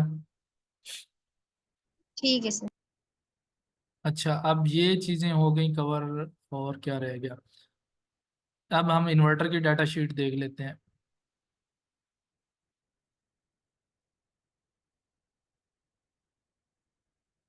नहीं सॉरी, ये जिंको का आ गया एक और पैनल, इसकी देख लेते हैं बेसिक बेसिक क्या क्या चीज़ है। इसकी डिग्रेडेशन उसी तरह 0.4 आ रही है 35 ईयर्स के लिए। फर्स्ट ईयर की डिफरेंट होगी। फर्स्ट ईयर की इसकी 1% है, यहाँ पे 99% बता रहा है आपको। तो इसकी एफिशिएंसी कहाँ पे मेंशन है? एफिशिएंसी हम सर हमारे पास डिफरेंट टाइप के ब्रांड्स है, जैसे लॉन्जी है, जिनको कनेडियन है, अभी न्यू जो यंगली आया हुआ है पाकिस्तान में, तो डिफरेंट ब्रांड्स क्लेम करते हैं कि हमारा पैनल इतना एफिशिएंट है, इतनी एफिशिएंसी देगा। तो वो किस बेस पे कर रहे होते? जी, क्योंकि मैन्युफैक्चरिंग जो सारों का सेम ही होता है, सेम ही मेथड से मैन्युफैक्चर हो रहे होते, तो किस फैक्टर्स पे वो कह रहे हैं कि इतना एफिशिएंट है हमारा quality panel? Definitely quality quality होती है, और चीज़ें बहुत सारी होती हैं। सेल की टाइप होती है, आपने देखा होगा एन टाइप, पी टाइप, सुना हुआ है panel, N G type G P G, type. N type, P type, अभी हाँ, ये बाइफिशियल्स भी आए हुए टेक्नोलॉजी, थे। हाँ बाइफिशियल आ जाते हैं। बाइफिशियल में बैक साइड से भी वो पैनल रिसीव कर होता है पावर। और इस तरह अब ये आ जाते हैं हम इन्वर्टर पे। ये हमारा एक 115 किलोवाट का वावे का इन्वर्टर है। इसकी मैक्सिमम एफिशिएंसी ये देखें आपको मिल रही है 98.8%। 480 वोल्ट पे और 400 वोल्ट पे ये 98.6% होगा, और ये इधर 9.8%। उसके बाद एक यूरोपियन एफिशिएंसी है, ये एक डिफरेंट फार्मूला होता है कैलकुलेट करने का, उसकी मेंशन हुई हुई है। अब ये देखें जी, एमपीपीटी जो है करंट, एमपीपीटीज में डिफरेंट इनपुट्स होती है। ये मैं आपको यहाँ पे दिखा देता हूँ, ये यहाँ पे आपको नजर आ रहा होगा। ये एक पॉइंट है, इसको ये देखें, ये पॉइंट आगे जाके इसके कॉमन हो रहे हैं। यहाँ पे दो पॉजिटिव लग रही हैं, दो नेगेटिव लग रही हैं, आगे जाके ये एक ही हो रही हैं। इसको हम एक एमपीपीटी बोलते हैं। एक एमपीपीटी पे आप दो स्ट्रिंग्स लगा सकते हैं। ठीक हो गया। ये 115 की बात हो रही है स्पेसिफिक। एमपीपीटी वो पॉइंट, इसको कहते हैं मैक्सिमम पावर पॉइंट ट्रैकिंग। ये एक फीचर होता है जिसमें ना ये पैनल अपने आप को चेक का, इन्वर्टर चेक कर रहा होता है कि मैक्सिमम पावर किस जगह पे प्रोड्यूस होगी। तो वो कॉन्टिन्यूसली उसको स्कैन कर रहा होता है। ठीक है, इसके बाद इन्वर्टर में साथ ही एसपीडी आ गई टाइप 2 की। इसी तरह ये सर आगे ये अभी आपने कुछ बताया था कि एक एमपीपीटी पे आप कितना क्या लगा सकते हैं? एक एमपीपीटी पे 115 वाले पे दो स्ट्रिंग्स लगती हैं एक एमपीपीटी पे। इसकी टोटल ओके 10 एमपीपीटीज हैं, तो ये इस पे आप 20 स्ट्रिंग्स लगा सकते हैं। Okay okay. ठीक हो गया। अब ये इसकी करंट की लिमिट है, ये वाइड नहीं करनी। एक एमपीपीटी पे आपने मैक्सिमम 30 एम्पेयर तक दे सकते हैं। ठीक हो गया। सर ये पर एमपीपीटी है या पर स्ट्रिंग इतने होने चाहिए करंट? पर एमपीपीटी, और अगर आप एक स्ट्रिंग यूज कर रहे हैं तो मैक्सिमम आपने 20 एम्पेयर तक जाना है।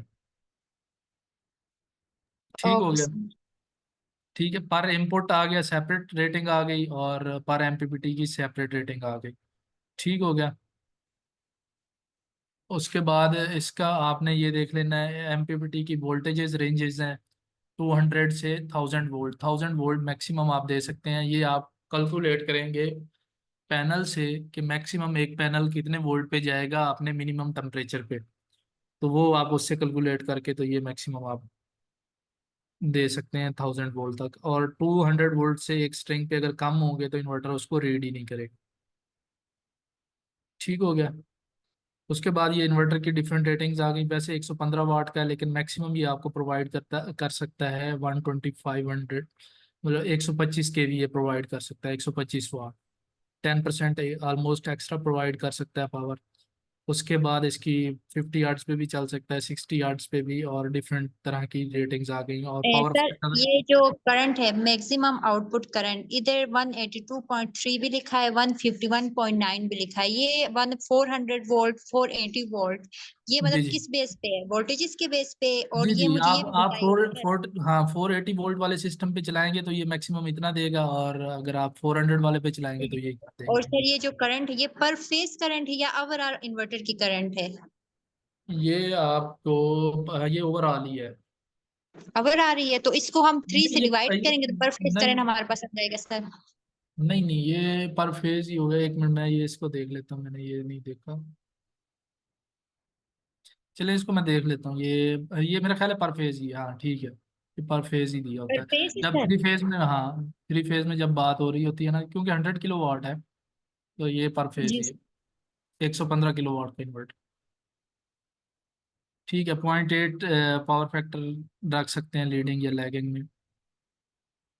उसके बाद ये आपके पास बाकी प्रोटेक्शंस आ गई, ओवर वोल्टेजेस, अंडर वोल्टेजेस की प्रोटेक्शन है, सर्ज रेस्टर्स लगे हुए हैं, एसपीडीज लगी हुई हैं टाइप 2 की, एसी में भी और डीसी में, और बाकी ये इसकी फंक्शनैलिटी आ गई। सर इसी से रिलेटेड मेरा एक क्वेश्चन है। इसमें तो इसकी जो मैनुअल में लिखा होता है कि 250 एम्पेयर का हम ब्रेकर लगा सकते हैं इसके आउटपुट पे एसी जी जी 115 के साथ। तो सर जी उसमें के रेटिंग मेटिंग वो नहीं होती, उधर मेंशन नहीं होती कि जी हम जी कितनी के रेटिंग का ब्रेकर लगा सकते हैं। तो आप मुझे बता सकते हैं कि इसके लिए जो मतलब टेक्निकली जी जी, इसका 250 एम्पेयर ये का ब्रेकर और के रेटिंग कितनी सिस्टम पे होनी चाहिए? सिस्टम पे डिपेंड करेगा। अगर आप एक ही यूज कर रहे हैं तो आप आराम से 16 के या 26 के का लगा सकते हैं, ठीक है, अगर एक इन्वर्टर लगा हुआ। अगर इन्वर्टर ज्यादा लगे हुए हैं तो उनका बैक फीड करंट हो सकता है डिफरेंट हो, तो वो नहीं नहीं सर, आप इन्वर्टर एक एक ही मेगावाट का एक सिस्टम मेहनत होगा। है सर। जी जी, 1 मेगावाट में हमारे पास चले आप 8 या 9 इन्वर्टर्स लगे 115 के, जी जी, उसी के मतलब 250 एम्पेयर के हमारे ब्रेकर लगे। तो वो ब्रेकर में कह रही हूँ कि कितने के होने अच्छा, लाजमी है, मतलब आपको नहीं, बहुत कुछ आपको जवाब मैं दे कि मैं कितनी बता जी, शॉर्ट सर्किट करंट की एक सेपरेट स्टडी होती है, कैलकुलेशन होती है कि इसका सिस्टम का शॉर्ट सर्किट करंट कितना जाएगा, ठीक हो गया। जी जी सर। उस पे वो डिपेंड करके उस पे हम सर्किट इसकी ब्रेकर की ना के रेटिंग डिजाइन करते हैं। अब नॉर्मली जो हम रेकमेंड कर रहे होते हैं लोगों को, वो तो हम 26 कर रहे होते हैं, चाहे एक है या ज्यादा है। लेकिन मैं आपको टेक्निकल बैकग्राउंड बात ये कर रहा हूँ कि आपने शॉर्ट सर्किट एनालिसिस करवाना है, लोड फ्लो स्टडी का आइडिया है ना आपको, जी जी सर। उसमें होती है शॉर्ट सर्किट स्टडी। तो उसमें आपको एक मैक्सिमम एक नंबर बता देगा कि इतने एम्पेयर करंट जाएगा, ठीक हो गया, ठीक है सर। ये वो उससे निकलेगा। सर वैसे तो डीसी आपने कहा है कि एसपीडी रिक्वायर्ड नहीं है, लेकिन हमारे प्रोजेक्ट में डीसी एसपीडी हमने लगाया था और रिसेंटली वो डीसी एसपीडी जल गई थी। तो उसके क्या रीजन हो सकते हैं कि डीसी एसपीडी जल गई है? रीजन तो कोई हो सकती है डिफरेंट, लेकिन जो इशू ये आता है, डीसी एसपीडी जब आप लगा देते हैं तो वो खुद ही शॉर्ट करना शुरू कर देती हैं स्ट्रिंग्स को अर्थ के साथ, क्योंकि फॉल्टी मोस्टली ना वो क्वालिटी वाली लोग कम ही लगाते हैं, अच्छी क्वालिटी की एसपीडीज, तो उससे इश्यूज ज्यादा आते हैं। सर तो मतलब मार्केट में डिफरेंट हमारे पास फेक भी और कॉपी भी पड़ी होती है डिफरेंट ब्रांड्स की। तो वो कैसे जी जी, आइडेंटिफाई कर सकते हैं कि ओरिजिनल है या कॉपी है? ओरिजिनल वो डिस्ट्रीब्यूटर ही दे सकता है, ओरिजिनल जो डिस्ट्रीब्यूटर है उस। सर जो ओरिजिनल एसपीडी होती है क्या वो खराब नहीं होती, क्या वो फटती नहीं है, नहीं स्पार्क नहीं, नहीं करती? फट सकती है, लेकिन उसका मेन फंक्शन ये नहीं होता फट, उसका फंक्शन ये होता है कि उसके पास अगर ओवर वोल्टेजेस की सर्ज आई है तो उसने उसको अर्थ करना है। नहीं, इन केस कि अगर आपका हाइब्रिड सिस्टम लगा हुआ है और आपकी सर्ज आती है और आपकी एसपीडी फटती है और उसकी वजह से दूसरे ब्रेकर्स और बाकी चीज़ों को भी इफेक्टेड होते हैं, तो इसमें क्या मतलब क्या इस चीज़ को हम कैसे मिटिगेट कर सकते हैं? मिटिगेट तो, हाँ मैं, हाइब्रिड इन्वर्टर कौन सा किसकी बात कर रहे हैं, ब्रांड अगर किसकी? नाइट्रॉक्स की बात करें लेट्स से, नाइट्रॉक्स के अंदर तो है वैसे अपनी ही उनकी लेकिन अगर फिर भी अगर ऐसा हो जाता है तो, क्योंकि अब ऐसा हुआ है, ये ऐसे ऐसा साइड हुआ है। लाइटनिंग रेस्टर नहीं होंगे इस वजह से हो लाइटनिंग जाता है। अरेस्टर भी था और अर्थिंग भी हुई भी थी, तो इसमें क्या पॉसिबल रीजन हो सकती है कि जिसकी वजह से ये वाकया हुआ? नहीं, सर्ज सर्ज आई हो नहीं, अब डीसी साइड की आप बात कर रही हैं, डीसी साइड पे सर्ज आई है नहीं या नहीं, AC DC side? Side, AC AC वापडा की। अच्छा, एसी एसी नहीं, वो वापडा तो पाकिस्तान के किसी वापडा का एतबार नहीं है, वो तो किसी तरह भी आ सकते हैं। वो एसी वैसे हम इसीलिए रिकमेंड कर देते हैं कि एसी आप लगा ही लें, क्योंकि अगर जो इसकी अपनी इन्वर्टर की सर्ज डिवाइस खराब होगी तो वारंटी में जाएगा, इन्वर्टर रिप्लेस ही होगा, हवावे अच्छा पूरा रिप्लेसमेंट वारंटी देता है। तो अच्छा लेकिन अच्छा। अगर आप कोई और ब्रांड का यूज़ कर रहे हैं जहाँ पे रिप्लेसमेंट लेना मुश्किल है और इस तरह के इश्यूज हों, तो वहाँ पे तो आप लगा ही लें डेफिनेटली, जितनी प्रोटेक्शन रख सकते हैं। लेकिन डीसी साइड पे इसलिए नहीं लगाते लेकिन फिर भी कि अगर वो एसपीडी उड़ती है तो वो तो उल्टा और ज्यादा काम खराब हो जाता है, मतलब एसी एसपीडी अगर आपकी फटती है तो जी जी, वो तो तो फिर काम बहुत ज्यादा। अर्थिंग का फॉल्ट है ना, अर्थ नहीं हुआ अर्थिंग का प्रॉपर। फॉल्ट, अच्छा हाँ, दैट मीन्स कि अर्थिंग अर्थ, प्रॉपर नहीं है। हाँ अर्थ हो जाता तो वो उसने फटना नहीं था। ओके ओके, सर मेक ये सेंस। डीसी साइड पे जो एसपीडी चली थी वो कह सकते हैं कि हम अर्थिंग की वजह से या लाइटनिंग की वजह से हुई हो? हाँ, लाइटनिंग की वजह से हो सकती है। लाइटनिंग लेकिन अगर लाइटिंग अरेस्टर्स भी प्रॉपर लगे हो, उसके बावजूद अर्थिंग भी हुई हो, डीसी अर्थिंग भी, उसके बावजूद वो जल रही है, कोई स्पेसिफिक रीजन टेक्निकली कोई है तो मुझे बता नहीं दें। नहीं, टेक्निकली इसकी कोई उस तरह तो नहीं कह सकते कि कोई रीजन। या तो ये होगा कि आप मॉनिटर करेंगे, आप कोई इस तरह की डिवाइस लगाएंगे जो कॉन्टिन्यूसली उसके वोल्टेजेस वहाँ पे और वो मेजर करती रहे, और फिर बाद में आपको पता चल जाए जब ये हैपन हो। ठीक है सर। सर ये इन्वर्टर से related एक और क्वेश्चन है। एक तो पी अर्थिंग होती है इन्वर्टर की, पी अर्थिंग, जी जी। उसके बावजूद बॉडी अर्थिंग की जरूरत है कि नहीं इन्वर्टर को? नहीं, इन्वर्टर वही बॉडी अर्थ ही होता है, पी जो उसका होता है। एसी साइड पे ही करते हैं हम। दो तरह का होता है ना, डीसी अर्थिंग जी भी जी। होती है इन्वर्टर की, एसी अर्थिंग भी होती है। जी तो सर। एसी एसी अर्थ तो उसके अंदर ही जाके लग जाता है कनेक्शन, और जो बाहर वाली बॉडी होती है वो हम डीसी अर्थ के साथ कर देते हैं। ठीक है सर। मतलब इसकी दो अर्थिंग होती है, एक एसी एक और डीसी। जी जी। ठीक है सर। चलें, ठीक हो गया, आज के सेशन के लिए बहुत है। किसी का क्वेश्चन है तो बताएं। सर इसकी जो डोंगल आती है हुआवे के इन्वर्टर के साथ, जी जी। एक तो लेन डोंगल होती है, एक दूसरी स्मार्ट डोंगल होती है। वाई तो मुझे 4G। जी जी, तो इससे मॉनिटर करने के लिए लाजमी हमें वाईफाई जरूरत होती है कहीं पे भी, या विदाउट वाईफाई भी हम इन्हें मॉनिटर कर सकते हैं? नहीं, नेट पे ही मॉनिटर करेंगे ना आप। नहीं मतलब विदाउट वाईफाई हम मॉनिटर, मतलब सर एक ऐसा आइडिया है जहाँ पे मतलब ऑनलाइन कोई भी वाईफाई या डेटा हम नहीं चला सकते, कोई मतलब इस तरह की हम्म, ऑर्गेनाइजेशन है, तो सही। उसके लिए क्या सोल्यूशन है कि हम मॉनिटर करना चाह रहे हैं विदाउट वाईफाई और डेटा, तो हो सकता है कि लेन डोंगल के जरिए से कि नहीं? नहीं, मुश्किल है बगैर डोंगल के। या तो आप एक थर्ड पार्टी सिस्टम बनवाएंगे वहां पे मॉनिटरिंग का। सर कैट सिक्स से भी नहीं हो सकता है? कैट सिक्स से की नहीं केबल, क्योंकि नहीं इसमें नहीं, वो हवावे के जो इन्वर्टर होते हैं उसमें ऑप्शन तो होता है कि हम लोग कैट सिक्स या आर नहीं एस नहीं फोर्टी नहीं सिक्स नहीं। लगा के कर सकते हैं। RS485 पे आप मॉनिटर कर सकते हैं। उसके लिए आपको एक सेपरेट पूरा सिस्टम बनाना पड़ेगा। जी सर, सिस्टम ही स्काडा बनाया ड्राइव। हुआ है, एक मास्टर, जी जी स्काडा ड्राइव। मास्टर, जी जी मास्टर एक रखा हुआ इन्वर्टर, उसके साथ हमने चार स्लेब्स बनाए हुए हैं, तो वो नहीं नहीं वो हो उस सकता? आप कह रहे कि विदाउट डेटा हो ही नहीं सकता? नहीं नहीं, विदाउट डाटा हो सकता है। लोकल मॉनिटरिंग के लिए जी RS485 पे जी। हो सकता है। लेकिन सर यही एक प्रॉब्लम पेश आ रही है, हम वो करना चाह रहे थे RS485 पे, लेकिन हो नहीं रहा है। हमने एक मास्टर इन्वर्टर बनाया हुआ है और नहीं, उसके एक मास्टर नहीं चार बनाना, स्लेब सब है। सब इन्वर्टर मास्टर डिवाइस वो होगी जो उसको रीड करेगी डाटा को। ठीक है। अच्छा नहीं और नहीं वो, बाकी जी अच्छा जी। इन्वर्टर सर सारे सर स्लेव हुए। सर एक और एक क्वेश्चन है कि हमारा रिसेंटली एक क्लाइंट था, उसका आईफोन आईफोन जो था वो पाकिस्तानी रजिस्टर्ड नहीं थे, ऐसे कोई इशू था। तो उसके जी ऊपर हम इसको जो हुआवे के इन्वर्टर को उसके ऊपर वाईफाई उसके ऊपर जो एप्लीकेशन ऑन नहीं हो रही थी, तो इसकी जी। इसके इसे हम कैसे मिटिगेट कर सकते हैं? वो लिंक का होता है, लिंक का इशू होता है। वो मैं आपको बता देता हूँ। मेरे पास अभी दो दो तीन तरह के लिंक है। ठीक है, अच्छा SG5 है, INTL है, और तीसरा हमारे पास आता है, एक मिनट मैं आपके साथ शेयर कर देता हूँ अभी। एक मिनट।